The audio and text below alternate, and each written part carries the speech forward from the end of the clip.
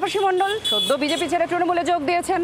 আর এখানে তৃণমূল কংগ্রেস বলছে লাইন লম্বা আছে, অনেকেই নাকি গেরুয়া শিবিরের এই লাইনে দাঁড়িয়ে আছেন। বিজেপি অবশ্য পাত্তা দিতে নারাজ। এবার এটাও দেখুন।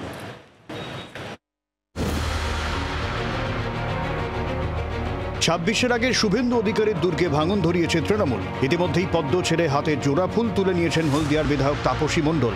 উন্নয়নের পক্ষে দাঁড়িয়ে এবং তাদের জন্য কিছু কাজ করতে যাতে আমি পারি, তার জন্যই আজকে মাননীয় মুখ্যমন্ত্রী মমতা ব্যানার্জির সঙ্গে আমি যুক্ত হলাম।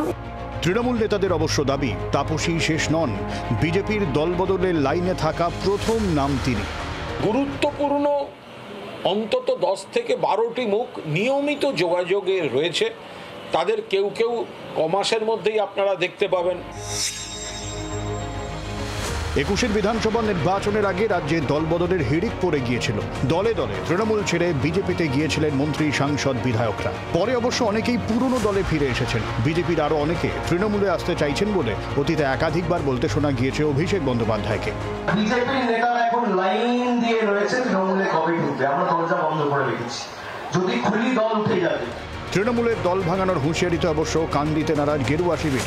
কুণাল ঘোষ কম করে বলেছেন, সংখ্যাটা ঠিক বলেননি। বিজেপির 14 জন সাংসদ তারা যোগাযোগ করছেন এবং এই মুহূর্তে 61 জন আরও বিধায়ক তৃণমূলের সঙ্গে যোগাযোগ রেখে চলছে, যে কোনো দিন চলে যেতে পারে। যারা যোগাযোগ করবার ঠিক জায়গায় যোগাযোগ করছে। তৃণমূলের ফোন তো গভীর রাতের ফোন, আমি কি করে বলবো? যেখানে দিল্লির লোকেদের নেতাদের জিজ্ঞেস করবেন কার সঙ্গে কার যোগাযোগ আছে। বছর ঘুরলেই বিধানসভা ভোট। ভুতুরে ভোটার থেকে নানা ইস্যুতে ইতিমধ্যেই পথে নেমে পড়েছে তৃণমূল। উল্টো দিকে নেতা বাঁচতেই হিমশিম দশা বঙ্গ বিজেপি। দুই ফুলের টক্করে কি এখনো পর্যন্ত অ্যাডভান্টেজ তৃণমূল? তাপসীর শিবির বদল সেদিকে ইঙ্গিত করছে। ব্যুরো রিপোর্ট, জি 24 ঘন্টা। বাংলার আওয়াজ, বাঙালির আবেগ, জি 24 ঘন্টা।